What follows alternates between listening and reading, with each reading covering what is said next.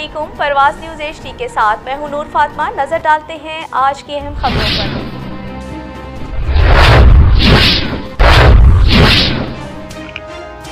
آئیے رخ کرتے ہیں علاقائی خبروں کی طرف۔ سب سے پہلے خبر شامل کرتے ہیں منڈی بہاولپور سے۔ ممبر قومی اسمبلی ناصر اقبال بسال کی زیر صدارت ضلع کونسل ہال میں مینارٹی کارڈ کی تقسیم کی گئی۔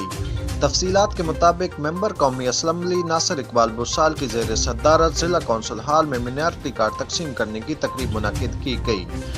ممبر قومی اسمبلی ناصر اقبال بسال کا کہنا تھا کہ حکومت پنجاب کی جانب سے لوگوں کی فلاح و بہبود کے لیے بے شمار فلاحی پروگراموں کا انعقاد کیا گیا، جس میں عوام الناس مستفید ہو رہے ہیں۔